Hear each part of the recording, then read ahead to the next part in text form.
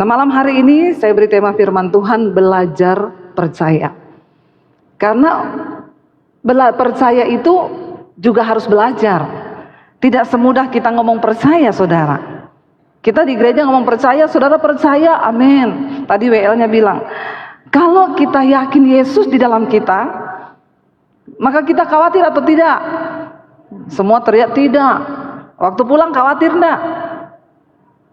Ya. Kalau Yesus ada dalam kita, kita takut atau tidak? Di gereja kita teriak tidak, tapi waktu pulang kita takut apa enggak? Ya, banyak orang takut, ya, karena iman di gereja sama di rumah itu beda. Nah, hari ini kita akan belajar bersama. Mari kita buka Injil Yohanes pasal yang ke-11.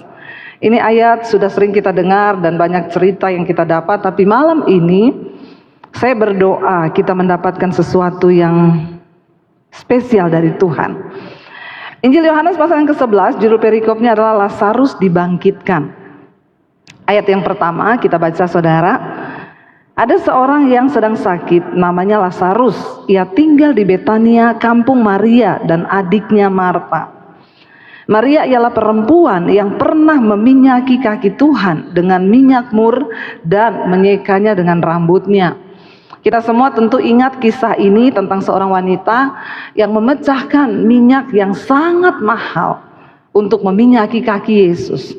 Dan ketika itu orang berkata, kenapa kamu pecahkan minyak yang mahal itu? Kamu buang-buang uang.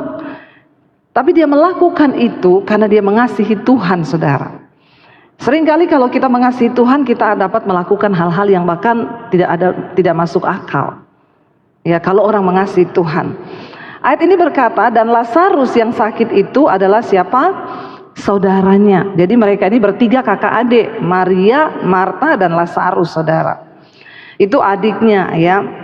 Dan Lazarus sakit itu adalah saudaranya. Kedua perempuan itu mengirim kabar kepada Yesus. Mereka suruh orang kasih tahu sama Yesus bahwa dikatakan kabarnya apa?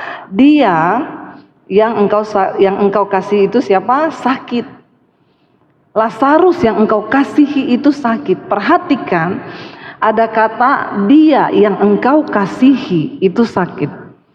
Keluarga ini adalah keluarga yang spesial di mata Tuhan dan Yesus sangat mengasihi keluarga ini. Kenapa mereka dikasihi oleh Tuhan? Tentu ada alasan. Ya, apakah Tuhan mengasihi kita malam hari ini? Ya, ada alasan Tuhan mengasihi kita atau tidak, saudara. Biarlah kita menjadi orang-orang yang memiliki alasan untuk Tuhan tuh mengasihi kita. Katakan amin. Semua orang boleh berkata percaya, tetapi orang yang dikasihi Tuhan itu berbeda. Karena tidak semua orang percaya itu sungguh-sungguh mendapat tempat di hati Tuhan. Ya, hanya orang-orang tertentu. Dan Alkitab mencatat keluarga ini dikasihi Tuhan. Marta dan Maria berkata, Tuhan, dia yang engkau kasihi sakit. Ayat yang keempat, ketika Yesus mendengar kabar itu, ia berkata, penyakit itu tidak akan membawa kematian, tetapi akan menyatakan kemuliaan Allah, sebab oleh penyakit itu anak Allah akan dimuliakan. Saudara, setiap persoalan, pencobaan yang kita hadapi itu pasti ada maksud Tuhan. Tetapi ya seperti yang saya sering katakan, memang manusia sama Tuhan itu beda tipis. Ya, Tuhan Maha tahu, kita sok tahu. Ya, jadi Yesus berkata penyakit itu tidak akan membawa kematian, tetapi akan menyatakan kemuliaan Allah. Ada banyak hal dalam hidup ini yang Tuhan akan izinkan kita alami, supaya lewat masalah yang kita alami itu kemuliaan Tuhan akan dinyatakan. Tapi banyak orang Kristen tidak mengerti ini karena bayangan kita tentang kemuliaan Tuhan itu adalah sesuatu yang enak, sesuatu yang baik. Saya percaya, saudara, waktu kemuliaan Tuhan itu akan dinyatakan, ada sesuatu yang tidak enak dulu yang akan kita alami.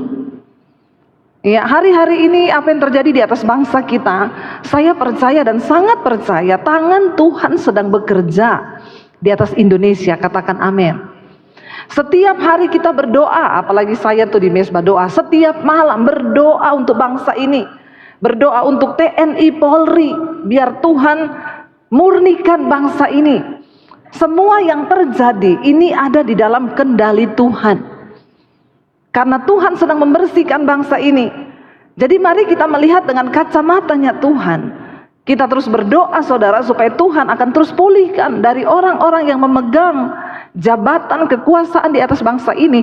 Mereka yang lebih dulu harus dimurnikan. Kita bersyukur dengan apa yang terjadi hari-hari ini. Tuhan sedang berperkara dengan bangsa ini. Ketika Tuhan berperkara dengan kehidupan seseorang, maka ada hal yang tidak enak yang akan kita alami. Tidak selamanya rencana Tuhan itu datang dalam hidup kita dengan hal-hal yang enak, saudara. Ya, Tuhan berkata penyakit itu tidak akan membawa kematian, tetapi akan menyatakan kemuliaan Allah. Sebab oleh penyakit itu anak Allah akan dimuliakan.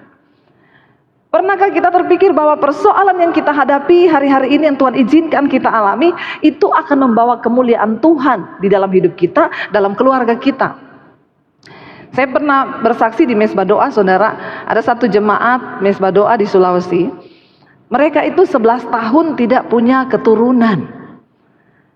Semua keluarganya itu tidak seiman, saudara. Orang-orang yang di sekeliling mereka itu bukan orang Kristen. Keluarganya juga bukan keluarga Kristen. Tapi mereka nikah punya anak. Mereka berdua tuh berdoa. 1 tahun pertama ditunggu nggak hamil. 2 tahun berdoa tidak hamil. 3 tahun mereka berdoa tidak hamil. Tahun yang keempat berdoa tidak hamil juga. Tahun yang kelima mungkin orang akan berkata nyerahlah, tapi mereka tetap berdoa. Tahun yang keenam nggak hamil juga. Tahun yang ketujuh disertai doa puasa. Dia bilang, Tuhan, aku berdoa meminta Tuhan supaya namamu dimuliakan lewat hidup kami. Tapi dia tetap yakin dan percaya ini akan membawa kemuliaan Tuhan. Mereka setia melayani Tuhan. Tahun ke-7 tidak juga hamil. Semakin setia melayani Tuhan. Semakin setia. Tahun yang ke-8 belum juga hamil. Mereka tidak menolak Tuhan. Tahun yang ke-9 enggak juga hamil. Aduh, kalau saya kayaknya 9 tahun menikah belum hamil-hamil, kayaknya kita nyerah ya saudara. 9 tahun loh. 9 tahun itu bukan waktu yang lama, bukan waktu yang singkat. 1 tahun itu ada 365 hari. Ya kalau 10 tahun itu sudah berapa hari? 3 juta ya.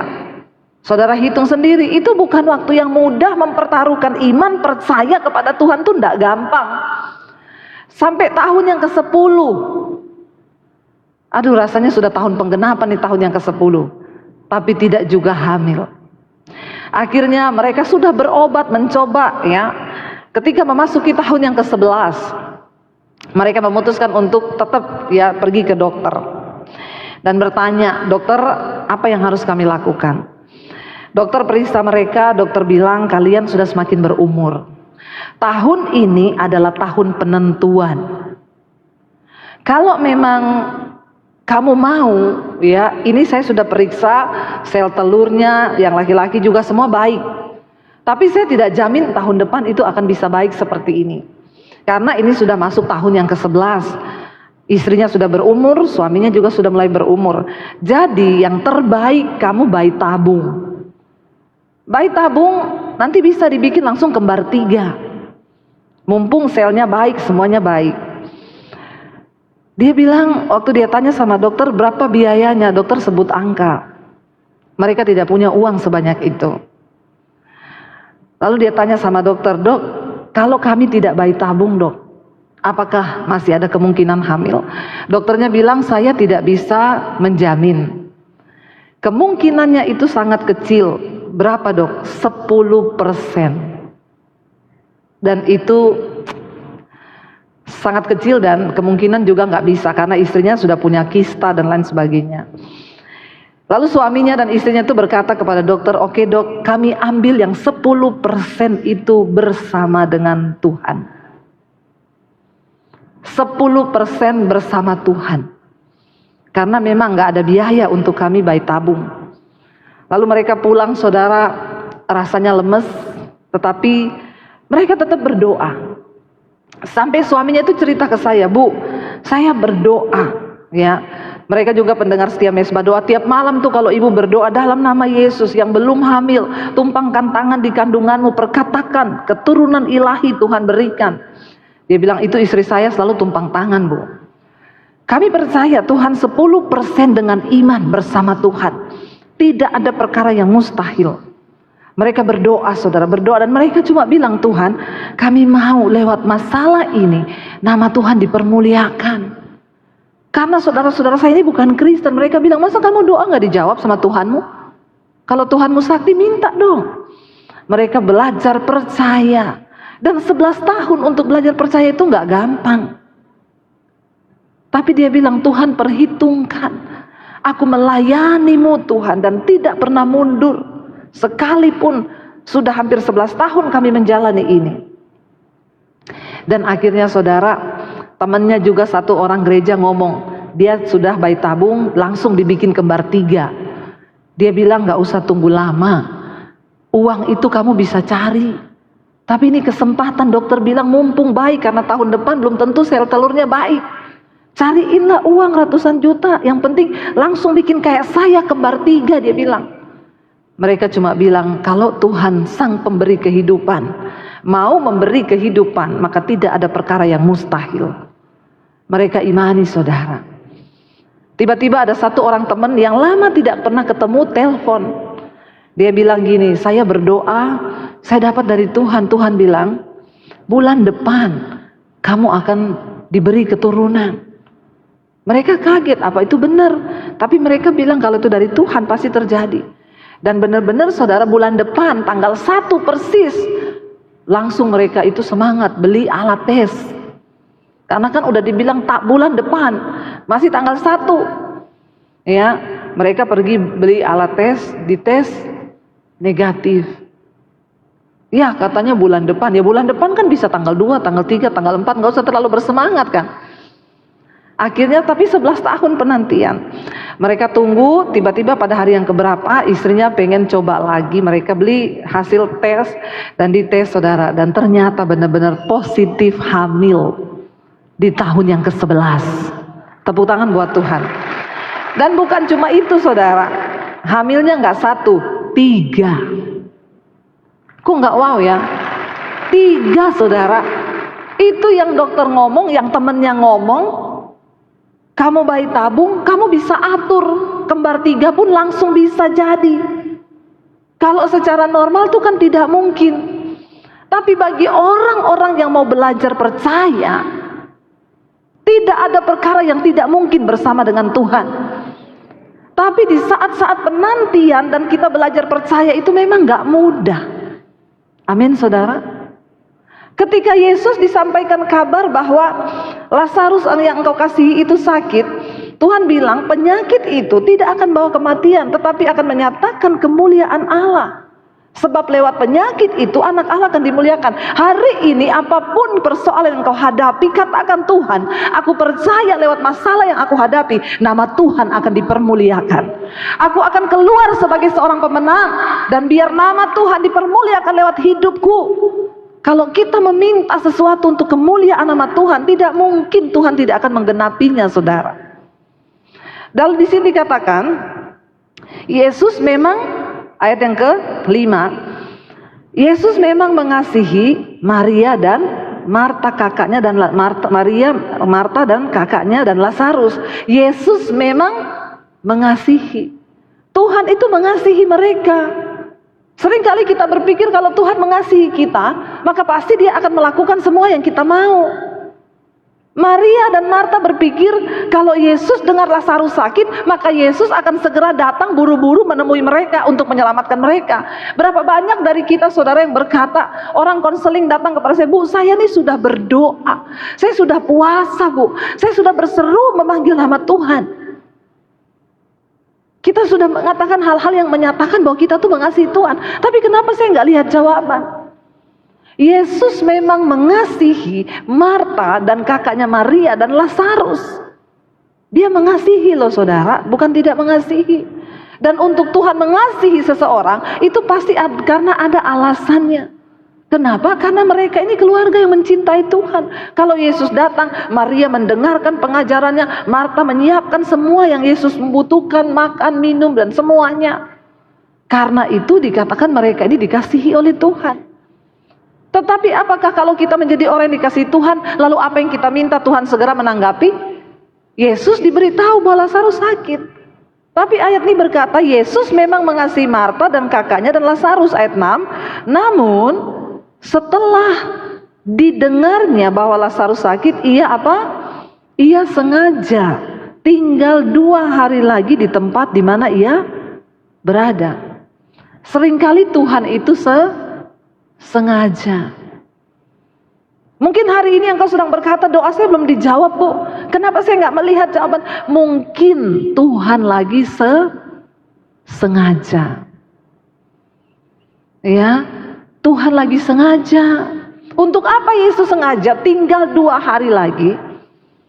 Kenapa dia sengaja tinggal 2 hari lagi?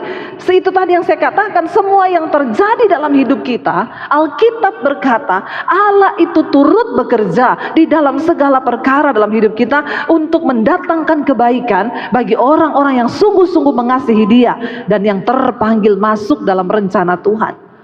Karena itu pastikan kita mengasihi Tuhan dan pastikan hidup kita berada di dalam rencana Tuhan. Jangan engkau pernah hidup di luar rencana Tuhan, saudara. Semua dalam hidup kita ini Tuhan punya rencana. Bilang, Tuhan, bawa aku masuk dalam rencanamu. Sehingga apapun yang terjadi, kalau kita ada di dalam rencana Tuhan, di dalam rule-nya Tuhan, maka kita akan melihat Tuhan turut bekerja mendatangkan kebaikan. Ayat ini berkata, hanya bagi orang-orang yang mengasihi Tuhan dan yang ada di dalam rencana Tuhan. Mungkin engkau bertanya, bagaimana saya bisa mengerti rencana Tuhan? Mudah, saudara. Mulai hari ini hiduplah di dalam kebenaran, lakukan firman, buang segala dosa, bertobat, kejar kekudusan. Itu langkah awal untuk engkau mulai masuk di dalam rencana dan tuntunan Tuhan. Kenapa, saudara? Ini penting karena hidup kita akan berbahagia hanya ketika kita berada di dalam rencana Tuhan. Tidak ada kebahagiaan lain di luar rencana Tuhan. Nggak mungkin akan ada kebahagiaan. Kita hanya akan berbahagia ketika kita berada di dalam rencana Tuhan. Pastikan apakah bisnismu ada dalam rencana Tuhan. Pastikan apakah studimu ada dalam rencana Tuhan. Pastikan apakah pacarmu hari ini itu ada dalam rencana Tuhan. Kalau enggak, saudara, hentikan dan tinggalkan, sebab engkau tidak akan mungkin bisa berbahagia. Yesus sengaja tinggal 2 hari lebih lama ketika dia mendengar bahwa Lazarus sakit. Ia sengaja.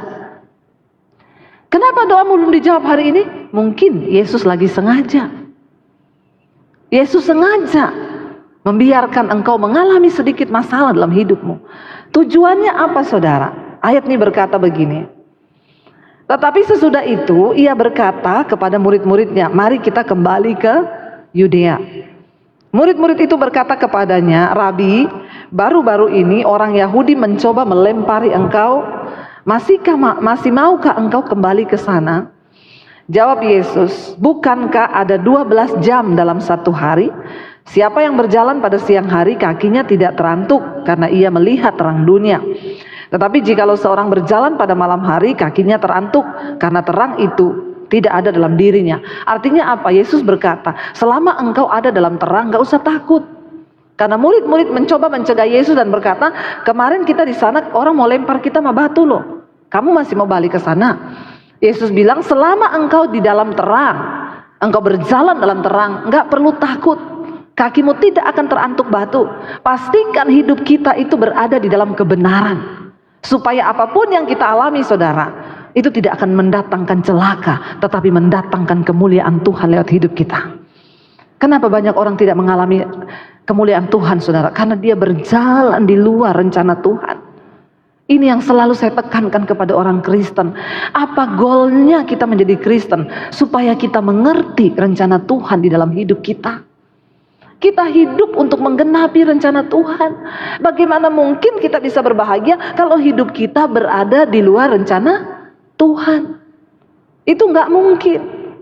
Tapi selama kita berjalan di dalam rencana Tuhan, lah itulah kebahagiaan di hidup kita. Lalu saudara, Yesus berkata kepada mereka, ya demikianlah perkataannya, dia bilang begini. Demikian perkataannya, dan sesudah itu ia berkata kepada mereka, Lazarus saudara kita telah tertidur, tetapi aku pergi ke sana untuk membangunkan dia dari tidurnya. Maka kata murid-murid itu kepadanya, Tuhan, jikalau ia tertidur, ia akan sembuh. Jadi ngapain kita pergi ke sana? Kan dia cuma tidur, maka dia pasti akan sembuh. Dan ayat ini berkata, tetapi maksud Yesus ialah tertidur dalam arti mati. Jadi di hadapan Tuhan mati itu hanya tertidur. Gak usah takut dengan kematian, amin. Siapa yang sudah siap mati? Mati itu cuma tidur. Saya mau berdoa supaya kita sebagai orang Kristen tidak ada lagi yang takut mati. Karena firman Tuhan berkata, mati itu adalah sebuah keuntungan di dalam Yesus. Ini serius saudara. Yesus bilang, dia berkata maksud Yesus ialah tertidur dalam arti mati. Sedangkan sangka mereka, Yesus berkata tentang tertidur dalam arti biasa. Lalu sudah dikatakan karena itu Yesus berkata dengan terus terang, Lazarus sudah mati. Yesus ngomong akhirnya dengan terus terang, Lazarus itu sudah mati. Tetapi ini yang nyeleneh saudara, kalau saya bilang ya Yesus itu agak aneh ya mungkin di mata murid-muridnya. Habis dia bilang Lazarus sudah mati, tetapi dia bilang apa di sana? Tetapi syukurlah aku tidak hadir pada waktu itu. Saya bisa membayangkan kalau ada seorang jemaat keluarganya sakit, lalu dia telepon pendeta, nggak ketemu sama pendeta itu, di telepon nggak diangkat-angkat, di WA nggak dibalas, nggak ketemu. Singkat cerita keluarganya itu mati. Lalu pendetanya ngomong gini, sudah mati ya keluarganya, untung saya nggak ada di situ hari itu. Kira-kira saudara, kalau orang mendengar seperti itu, marah nggak? Ya pasti. Ini apa sih, saya aja saudara yang WA itu saya nggak bales kan. Yang masuk WA itu puluhan ribu di HP saya. Itu saya nggak bisa balas satu persatu. Itu aja yang maki-maki saya banyak kok. Ternyata masih banyak orang Kristen yang belum bertobat, masih aneh. Ya, maki-maki saya. Pendeta macam apa kau itu? WA tidak dibalas. Orang mau konseling tidak ditanggapi. Saya selalu bilang, saya ini sangat terbatas. Kenapa saya selalu berkata cari Tuhan secara pribadi, jangan andalkan manusia. Ini Marta nggak datang sama manusia, datang sama Yesus loh. Ketika mereka menyampaikan masalah mereka bahwa Lazarus saudara mereka sakit, Yesus nggak segera datang dan menolong, tapi dia sengaja tinggal 2 hari, malah saudaranya mati. Udah mati dia bilang lagi, untung saya nggak ada di situ waktu itu. Mungkin murid-murid berpendapat nih Tuhan macam apa ya? Kok omongannya begini? Kok kayaknya dia senang Lazarus mati, bahkan ngomong untung, syukurlah. Kalau kita telah baik-baik kata-kata ini, tapi syukurlah aku tidak hadir pada waktu itu. Kita bayangkan Marta dan Maria itu khawatirnya, cemasnya, waktu lihat keadaan saudaranya sudah sekarat. Mereka pasti dalam hatinya, ini Tuhan gimana sih? Kami yang sudah mengasihi dia, aku yang sudah meminyaki kakinya dan menyekanya dengan rambutku, kami yang menaruh harapan kepadanya. Di depan mata kami melihat dia bikin mujizat. Orang disakit disembuhkan, yang lumpuh berjalan, yang buta melihat. Tetapi kenapa saat kami membutuhkan Tuhan, dia nggak ada? Saudara, berapa banyak kita sebagai orang Kristen pun berkata begitu. Tuhan, kenapa engkau nggak tolong aku? Kenapa engkau nggak jawab masalahku? Ini keluarga yang mengasihi Tuhan, dan bukan hanya mereka yang mengasihi Tuhan. Alkitab berkata Tuhan mengasihi mereka. Rasanya saya percaya saat itu hati Maria dan Marta tuh hancur saudara. Seiring dengan matinya saudara mereka, pasti ada rasa kecewa. Kenapa Yesus nggak datang? Dia adalah orang yang kami kasihi, dan dia juga katanya mengasihi kami, tapi kenapa dia nggak datang? Mereka sudah menaruh harapan yang besar kepada Yesus pada waktu itu. Saudara, kenapa saya bilang jangan cari pendeta? Alkitab bilang manusia pasti mengecewakan. Jangankan manusia, banyak orang Kristen aja sama Tuhan bisa kecewa. Kemarin saya dengar satu teman cerita, Bu, saya punya teman dulu Kristen, sekarang pindah ke agama lain. Kenapa? Kecewa sama Tuhan. Jangankan sama orang, sama Tuhan pun banyak yang kecewa. Hari-hari ini banyak orang gak mau lagi dengar firman. Kenapa? Kecewa sama Tuhan. Karena mengalami betapa pahitnya hidup dan mereka merasa Tuhan tidak ada di sana ketika mereka membutuhkan Tuhan. Saudara, ini sesuatu yang sangat membuat Maria dan Marta tuh terpukul. Kami sangat mengharapkan Tuhan, tapi kenapa dia gak datang di saat kami butuh? Mungkin hari ini engkau juga sedang berkata begitu. Aku sangat mengharapkan Tuhan, tapi di saat aku butuh, rasanya pertolongan itu gak ada. Tuhan itu gak datang. Saudara, mari kita melihat peristiwa ini malam hari ini dan menarik sebuah pelajaran. Yesus bilang, Lazarus sudah mati, tapi syukur aku tidak ada pada waktu itu. Apa maksud Tuhan? Saya percaya murid yang mendengar pasti akan berkata, ini gimana ya? Kok dia malah ngomong kayak begitu? Sebab demikian lebih baik bagimu supaya kamu dapat belajar percaya. Ternyata untuk bisa percaya kepada Tuhan, kita tuh harus belajar. Dan apa yang dapat membuat kita bisa belajar percaya? Masalah, pergumulan, tantangan hidup. Orang yang punya iman yang kuat kepada Tuhan pasti sudah pernah menghadapi badai yang begitu besar. Makanya imannya bisa kuat dan tidak tergoyah. Hanya orang-orang yang sudah belajar percayalah yang dapat melihat mujizat terjadi dalam hidupnya. Hanya orang-orang yang sudah belajar percaya. Saudara, Yesus bilang supaya engkau belajar, supaya kamu dapat belajar percaya. Lalu Yesus bilang apa? Marilah kita pergi sekarang kepadanya. Perhatikan, Thomas menangkap perkataan Yesus yang gak enak didengar. Itu Thomas bilang apa? Thomas yang disebut Didimus berkata kepada teman-temannya, yaitu murid-murid yang lain. Yesus dia bilang apa, saudara? Ayat yang ke-16. Ayat yang ke-16 Thomas bilang begini, marilah kita pergi juga untuk mati bersama-sama dengan dia. Kenapa ada perkataan ini keluar dari mulut Thomas? Karena dia dengar Yesus ngomong, Lazarus sudah mati, tapi untung aku gak ada. Itu menjadi sandungan. Makanya Thomas bilang, yuk kita pergi biar kita juga mati sama-sama di sana. Dalam hatinya Thomas, kenapa dia gak peduli Lazarus mati? Malah dia bilang, untung aku gak di sana, syukurlah saya gak ada di sana waktu itu. Thomas mengejek dan dia berkata, ayo kita pergi sama-sama dia biar kita juga mati sama-sama di sana. Ini adalah sebuah perkataan yang manusiawi yang keluar dari hati yang kayaknya melihat keadaan itu kok kayak begini ya. Tapi itu yang Yesus maksud. Kita harus belajar percaya. Kita harus belajar percaya. Belajar percaya itu seperti apa? Saya ingat dulu saudara, suami saya, kita dulu buka penerbit dan percetakan.